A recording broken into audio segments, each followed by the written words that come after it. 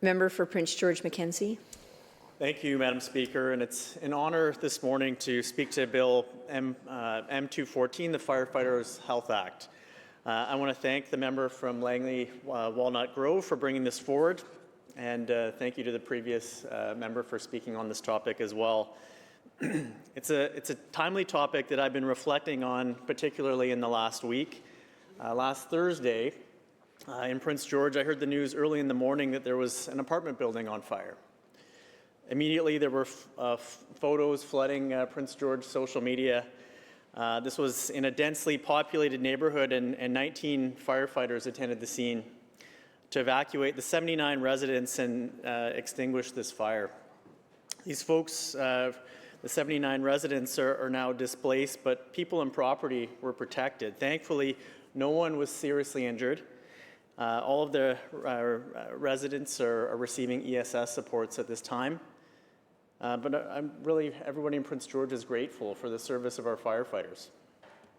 The day of the fire, I dropped my kids off at school and drove to my constituency office.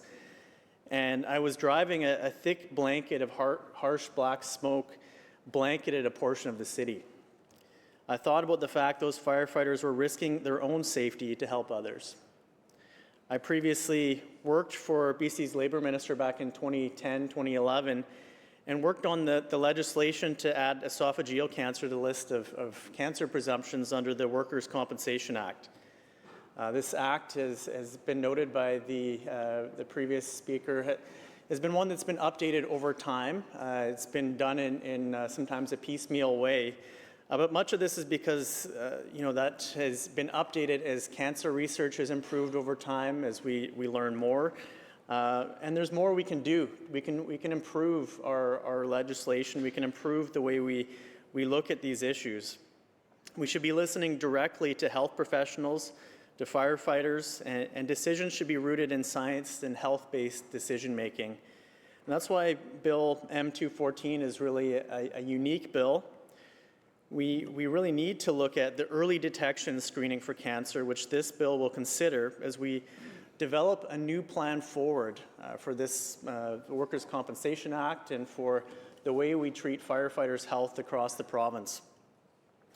Let's ensure that our firefighters who are there for us when we need them get the comprehensive physician examinations that they need on a regular and timely basis. That includes lab tests and making sure that the individual's overall health and well-being is looked after. That includes mental health, as has been previously talked about. Those firefighters who were evacuating the building last week may have signed up for a more dangerous career than most, but we owe them our gratitude. Not only did they have to go into the building while others rushed out, they also had to endure that thick black smoke that I talked about, and that brings its own serious long-term health challenges. A few months ago, I toured Fire Hall number 1 in Prince George and learned about how far policies and procedures have come to improve firefighters' long-term health. So the handling of gear matters, for example. But there's only so much that occupational health and safety procedures can accomplish in this case.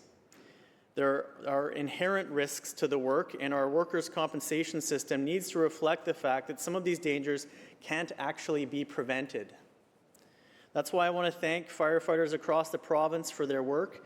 The BC Professional Firefighters Association is comprised of 56 locals serving in communities across the BC and Yukon.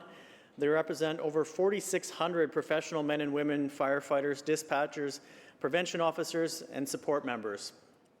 In my own riding, this past Saturday, the Mackenzie Fire Department opened a brand new Fire Hall number 1, and the community is very proud. I also want to thank all the volunteer firefighters in the Regional District of Fraser-Fort George for all they do to keep our rural communities safe. And a very special thank you to all of the members of Prince George Local 1372 for the heroism that they showed our community last week and each and every day that they go to their work on the job.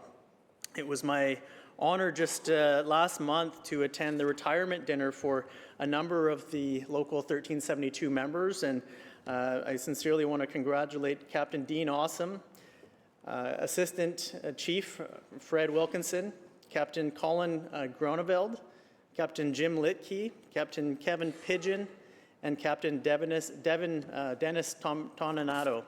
All of them have been serving the City of Prince George for many years, and we're very grateful. So let's commit together in this House to updating the Workers' Compensation Act eventually to cover more of the occupational diseases that firefighters face, including more of the cancer presumptions that we need to do to support those firefighters for the long term.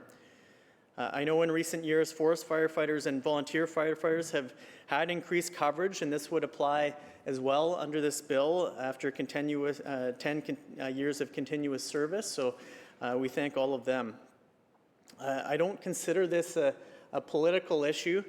In my mind, it's only about doing the right thing, and as Labour critic for the official opposition, I wholeheartedly endorse Bill M214 because it's the right thing to do.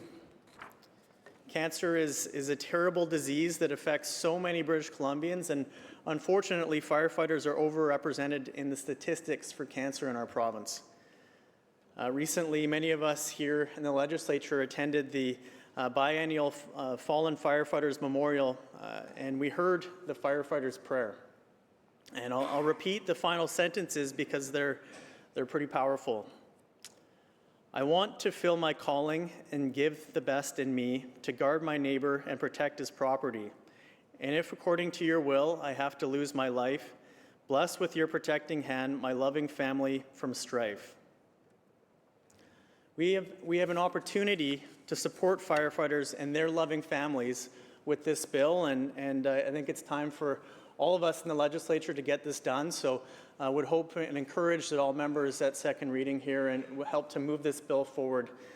Thank you very much for the time, Madam Speaker.